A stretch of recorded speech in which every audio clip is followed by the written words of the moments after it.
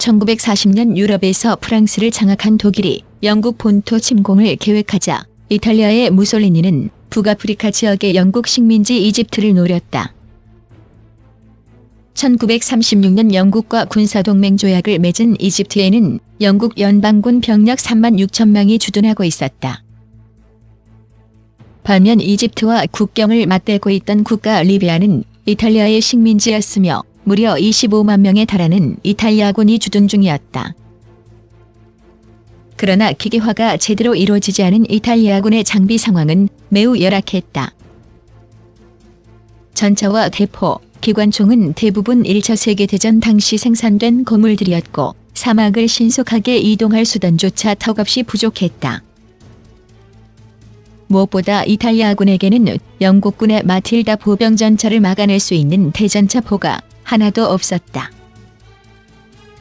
이를 잘 알고 있던 지휘관들은 당연히 무솔리니의 원정 계획을 반대했다.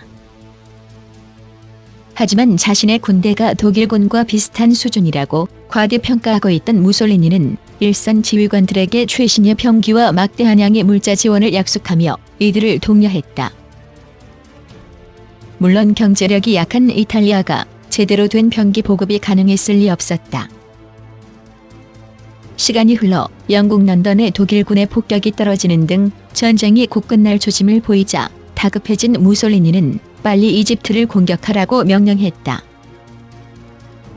명령을 받은 그라치아니 원수는 바르디아에 집결해 있던 이탈리아군 병력을 차례로 이집트로 진군시켰다. 그들은 국경 인근에 위치한 이집트 시디바라니를 첫 목표로 삼았다. 그러나 병력 수송용 차량이 턱없이 부족했던 이탈리아군의 행렬은 길게 늘어졌고 리비아에 주둔하고 있던 영국군은 느릿느릿한 이탈리아군의 행보를 속속 보고받고 있었다. 당시 영국군 지휘관이었던 웨이블 장군은 이탈리아군을 최대한 끌어들여 병력이 길게 늘어진 시점에서 공세를 펼친다는 방침을 세웠다. 9월 중순이 되자 예상대로 보급 문제가 발생한 이탈리아군은 시디바라니에서 진격을 멈추고 방어진지를 구축하기 시작했다. 이 무렵 히틀러가 영국 침공을 포기할 시점이었기 때문에 이탈리아군의 주춤거림은 영국군에게 매우 귀중한 시간을 벌어다 주게 된다. 그렇게 3개월이란 시간이 흘러 충분한 물자를 보급받은 영국군은 반격에 나선다. 그 사이 영국군의 병력은 6만까지 증강되어 있었고 마틸다 전차를 포함한 기갑 전략도 증파됐다.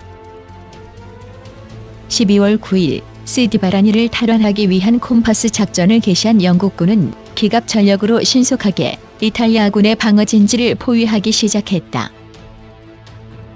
바다에서는 영국 지중해 함대의 함포 사격이 날아왔고 마틸다 전차를 막아낼 수단이 없던 이탈리아군은 불과 2일 만에 시디바라니 지역을 빼앗기게 된다. 이탈리아군이 무기력하게 무너지자 승리에 취한 웨이블 장군은 리비아를 향해 진군을 명령하였고 불과 일주일 만에 리비아 국경에 다다르게 된다. 출발점으로 되돌아온 이탈리아군은 바르디아에서 방어진지를 구축하며 영국군을 막아낼 준비를 하였다. 그러나 영국 지중해 함대의 함포 사격과 폭격기들의 지원 속에 리비아 북동부 도시 바르디아마저 콩가루가 돼버렸다. 이때 후방에 있던 그라치아니 원수가 퇴각을 요청해오자 이를 거부한 무솔리니는 북아프리카 전역을 사수하란 명령을 내린다. 1941년 1월 4일 바르디아를 점령한 영국군은 4만 명의 이탈리아군을 포로로 잡았고 22일에는 토브룩마저 점령하는 데 성공했다. 가까스로 살아남은 이탈리아의 패전병들은 해안도로를 따라 리비아의 수도 트리폴리로 도주하기 시작했다. 그마저도 기동성이 빠른 영국군에게 따라잡혀 그나마 있던 기갑 전력과 물자도 모조리 빼앗겼다. 트로폴리에 도착한 크라치아니 원수는 결국 총지휘관 즉위를 사임했다. 약 10주 동안 진행된 영국군의 반격에 이탈리아는 이집트를 점령하기는커녕 리비아의 절반에 해당하는 영토를 빼앗기고 말았다. 영국군은 800km를 진격하는 동안 13만 명의 이탈리아군을 포로로 생포했고 포 1300문, 탱크 400대를 노획하는 성과를 거뒀다.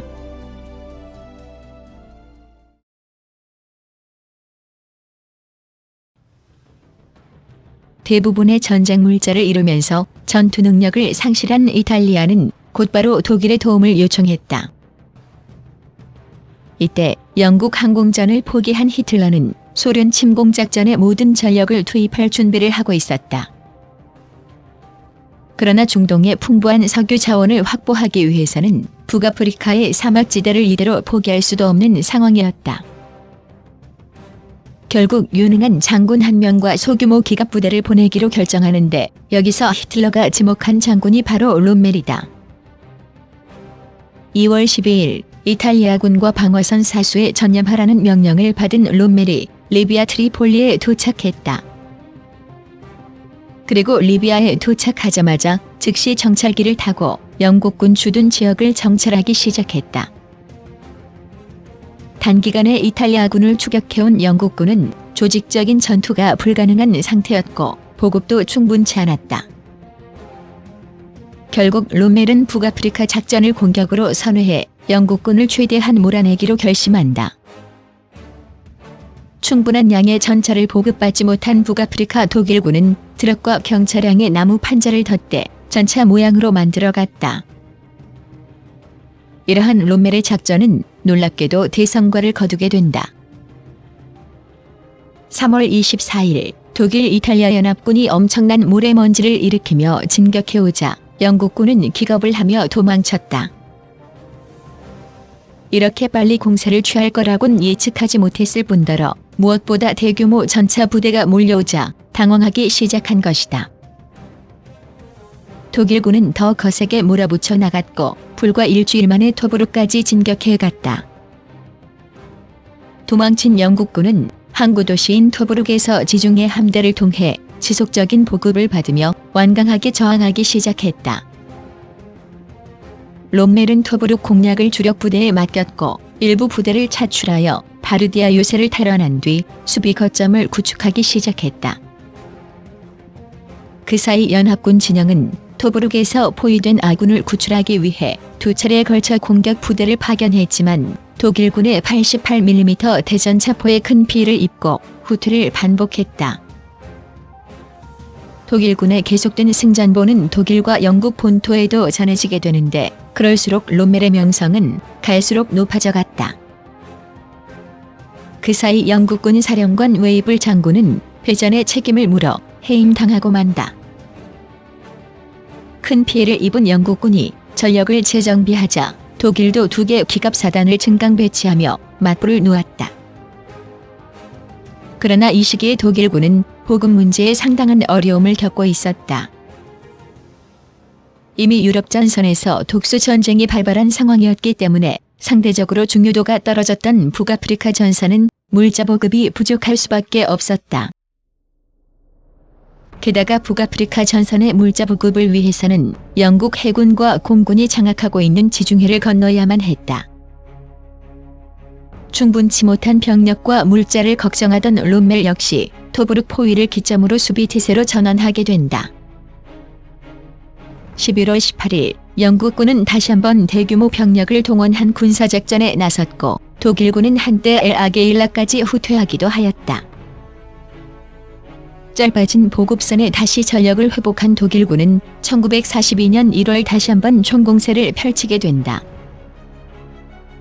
기습적인 독일군의 공세를 예상치 못한 영국군은 다시 후퇴하기 시작했고 독일군의 아게 다비아와 벵가지를 빼앗기고 만다.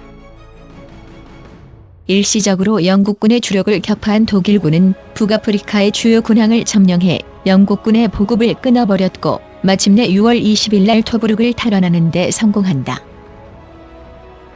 영국군의 보급 물자를 대량으로 노획한 독일군은 다시 이집트로 진격할 기회를 얻게 되고 이 공운으로 롬멜은 독일군 사상 최연소로 원수 계급에 오르게 된다. 롬멜의 이러한 활약상은 당시 영국 수상이었던 처칠도 감탄하게 만들었다.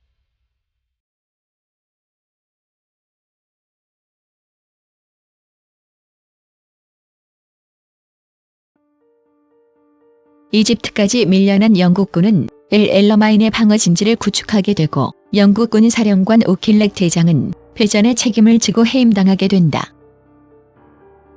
그 뒤를 이어 해롤드 알렉산더 대장이 부임하였고 영국 육군의 주력 부대였던 제8군의 지휘관으로 몽고메리 중장이 임명된다. 당시 영국의 다른 장군들은 북아프리카에서 명성을 떨치던 롬멜과 싸우기를 꺼려했는데 몽고메리 장군은 이를 좋은 기회로 삼았다. 북아프리카 전선에 도착한 몽고메리의 선택은 간단했다. 이후 영국군은 본토와 동맹국으로부터 지원 물자를 받으며 단시간에 전력을 충당하기 시작했는데 특히 무기대여법을 통과시킨 미국이 최신의 중형 전차 엠포셔먼과 다량의 항공기를 지원해 주었다. 반면 엘 알라메인까지 단시간에 영국군을 추격해온 독일군 진영은 남은 전차가 100여 대가 채 되지 않았다. 게다가 보급선이 수백 킬로미터 수준으로 연장된 탓에 전력 복구는커녕 당장 필요한 물자조차 수급할 수 없었다. 병력과 물자 보급에서 큰 차이를 보이자 다급해지는 쪽은 롬멜이었다.